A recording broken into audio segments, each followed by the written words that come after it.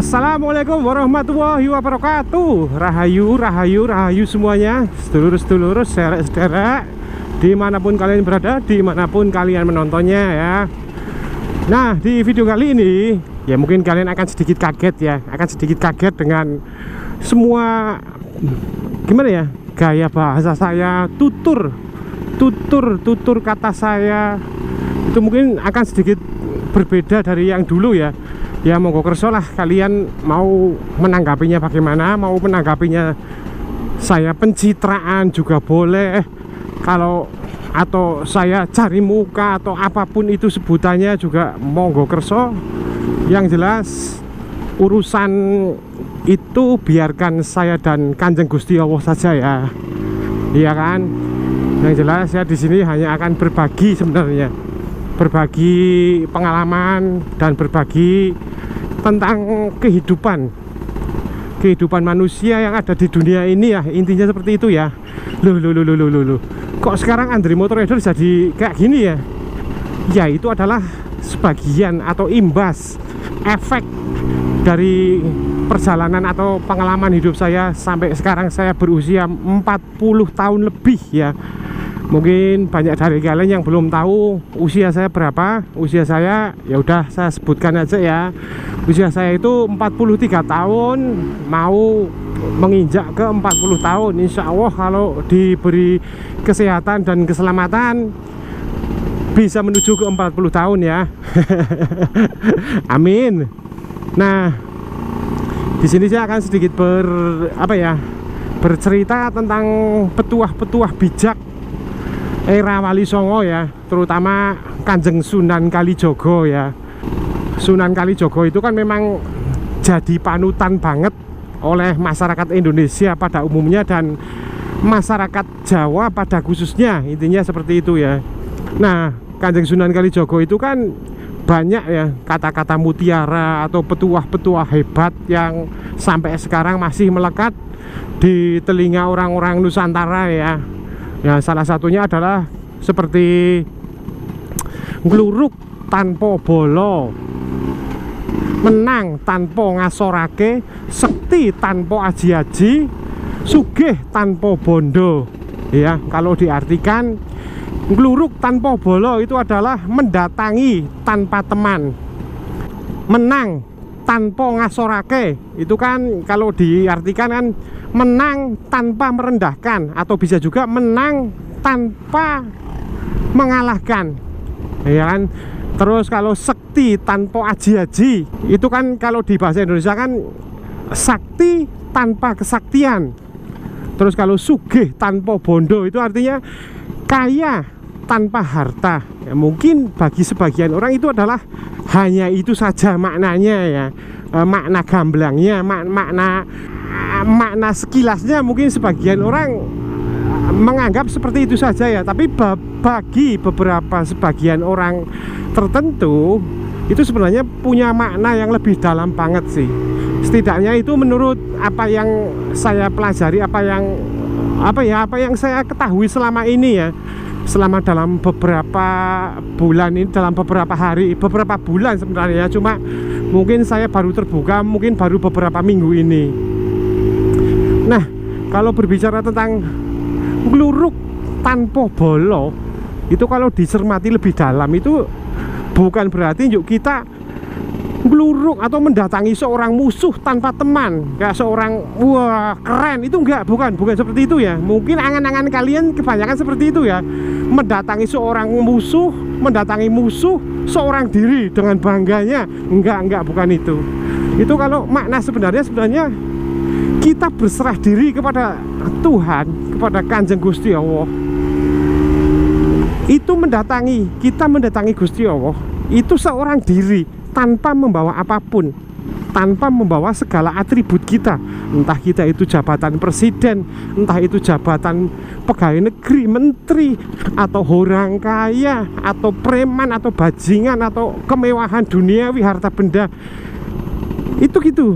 Kita ketika mendatangi, kita berserah diri kepada Sang Kanjeng Gusti Allah, itu ya kita datang sendiri tanpa membawa apapun embel-embel kita yang ada di dunia. Benar nggak? kita benar-benar berpasrah diri kepada Gusti Allah, ya sendirian, enggak membawa apapun. Kita hanya bawa jiwa raga kita dan amal ibadah kita di dunia. Ya udah, kita menghadapinya sendiri. Itu yang dinamakan ngluruk tanpa bolo atau mendatangi tanpa teman sebenarnya. Terus sebentar, sambil menikmati Vespa nggak apa-apa ya. Ya mungkin nanti video ini jadi kepanjangan, nggak apa-apa juga ya. Terus menang tanpa ngasorake, menang tanpa merendahkan. Itu bisa juga diartikan sebagai kita menang tapi kita tidak membuat kalah. Membuat kalah itu bukan berarti kita membuat kalah kepada orang lain, tapi kita justru membuat kalah kepada diri kita sendiri. Kita mengalahkan sifat buruk kita, sifat negatif kita, dan kita akhirnya memenangkan hal positifnya dari diri kita. Nah, itulah salah satu untuk yang keluruk tanpa bolo itu. Kita menghadap yang kuasa tanpa apapun, karena kita sudah mengalahkan ego kita sendiri. Semua apapun yang ada di duniawi ini, dan kita memenangkan peperangan dengan diri sendiri. Bukan memenangkan peperangan dengan orang lain, tapi memenangkan peperangan dengan diri sendiri. Memenangkan sesuatu hal yang baik di diri sendiri. Itulah makanya bisa dikatakan kita menang tanpa ngasorake, kita menang tanpa merendahkan, karena yang kita kalahkan adalah diri sendiri, dan yang kita menangkan juga diri sendiri. Jadi tidak merendahkan siapapun. Luar biasa banget ya Allah, Sunan Kalijaga. Luar biasa, luar biasa, luar biasa banget. Dan yang selanjutnya, sakti tanpa aji-aji, sakti tanpa kesaktian, atau mungkin bisa dibilang gampangannya ya, sakti tanpa ilmu kanuragan. Itu gampangannya kayak gitu ya. Mungkin arti harafiahnya kayak gitu ya. Anggapannya kan rata-rata seperti itu ya. Itu bukannya seperti itu. Ada makna yang lebih dalam sebenarnya di balik semua kalimat sakti tanpa aji-aji itu. Enggak seperti itu sebenarnya. Jadi ketika di duniawi ini, ketika kita sudah berwibawa, kita berwibawa tapi tanpa kekayaan, kita berwibawa tapi tanpa dukungan keluarga, kita berwibawa tapi tanpa jabatan. Ketika orang melihat kita, orang akan menganggap kita berwibawa, padahal kita bukan siapa-siapa. Kita bukan sugih harta, kita tidak punya jabatan yang muluk-muluk, kita tidak punya koneksi keluarga yang hebat untuk menjadi berwibawa. Itulah arti kata sakti tanpa aji-aji. Dan akhirnya menuju ke ilmu, atau menuju ke arah yang kalimat keempat, yaitu sugih tanpa bondo, atau kaya tanpa harta. Ketika sudah sampai tahap ini, orang sudah meninggalkan semuanya. Orang benar-benar sudah tidak memikirkan harta apapun yang ada di dunia ini. Bukan lantas kita nggak bekerja ya, bukan lantas kita nggak bekerja. Kalau kita nggak bekerja, kita hanya berdoa kepada Kanjeng Gusti Allah, minta rezeki, minta apa-apa, hanya berdoa saja tanpa kerja, ya mati. Lah ora ono kerjane kok. Masa ujug-ujug Gusti Allah nombloki dhewek lagi ndonga ngene iki, terus ujug-ujug duit mak bedunduk nang tangan, ya ora mungkin. Iya ora. Yang dimaksud sugih tanpa harta itu tidak seperti itu juga. Sugih itu ya kita sugih ilmu, sugih amalan kita, sugih budi pekerti,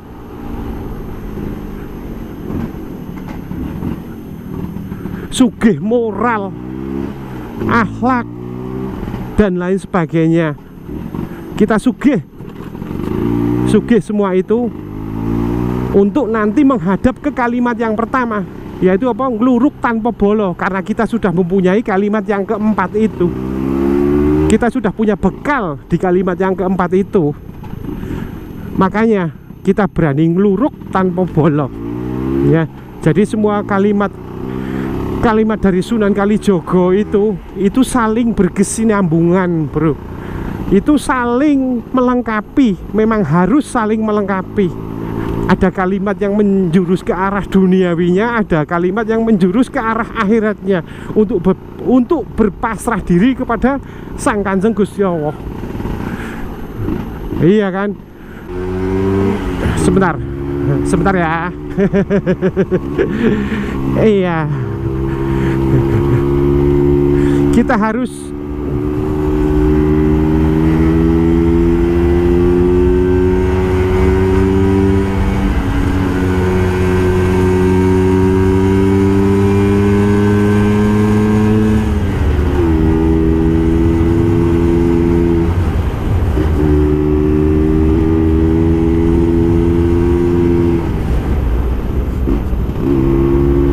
enak banget sih.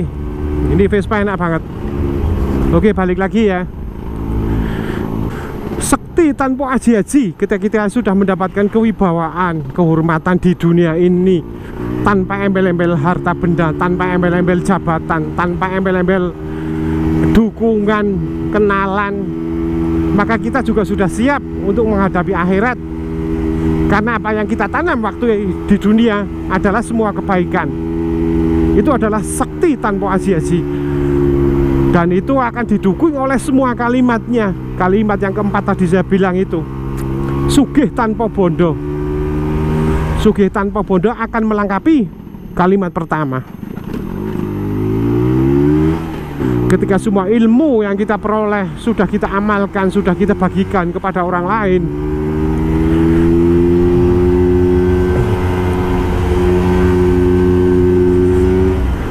kita sudah siap untuk menghadapi apapun yang terjadi. Kita tidak bakalan takut untuk menghadap Gusti Allah. Karena semua kalimat Sunan Kalijogo itu sebenarnya ungkapan untuk, kalau istilah Jawa itu manunggaling kawula Gusti sebenarnya ya. Kalau istilah dalam kejawen itu ya. Kalau Islam apa ya? Makrifat ya kalau nggak salah ya. Hakikat, syariat, tarekat, hakikat, dan makrifat ya. Memang untuk benar-benar berserah diri kepada Kanjeng Gusti Allah. Mohon maaf ya kalau mungkin penjelasan saya agak sedikit ngawur mungkin ya, ngawur atau asal. Tapi ya mohon dimaafkan juga karena saya juga masih dalam tahap belajar juga. Jadi biar kalian tahu, memang sengaja video saya yang lama-lama, video saya yang ugal-ugalan, yang minum-minum, mabuk-mabuk, enggak saya hapus. Memang sengaja biar kalian tahu seperti apa sih perubahan seorang Andre Motorrider yang dulu seperti itu kok sekarang lama-lama berubah jadi seperti ini. Perjalanan hidupnya itu seperti apa ya. Terserah sekali lagi, kalau kalian menganggap ini hanya pencitraan atau hanya bohongan atau apapun itu terus sebutanmu, silahkan monggo kerso. Saya tidak akan menghakimi kalian, karena yang berhak menghakimi seseorang itu hanya Tuhan, hanya Gusti Allah, bukan manusia ya. Kecuali kalau hakim di pengadilan itu ada pencuri, ada perampok, pemerkosa, itu silakan ya, silakan ke pengadilan biar hakim yang mengadili.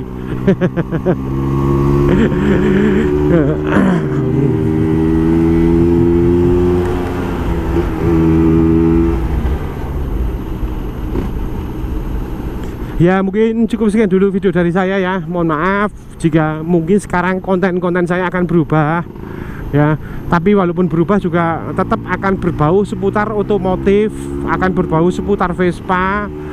Cuma mungkin nanti ada kalanya saya ngevlog tentang ilmu-ilmu agama yang apa yang saya dapat selama ini ya lah. Walaupun sekarang belum ada seujung kukunya, belum ada kulit tipisnya, itu ilmu yang saya dapat belum ada bro. Tapi alhamdulillah pelan-pelan akhirnya mungkin semakin tebal dengan keniatan kita, dengan jati diri, dengan keniatan kita, dengan kemauan keras kita, akhirnya semakin tebal kulit-kulit hingga akhirnya nanti mungkin akan menyungsup ke dalam ulu hati yang paling dalam ya. Mungkin ya, doakan ya teman-teman ya. Jujur saya butuh dukungan dari kalian dalam hal ini ya. Jujur kalian jangan mau ngalamin sakaratul maut seperti yang saya alami. Nggak enak. Alhamdulillah Kanjeng Gusti Allah masih memberikan kesempatan kedua bagi saya. Benar. Alhamdulillah banget. Astagfirullahaladzim.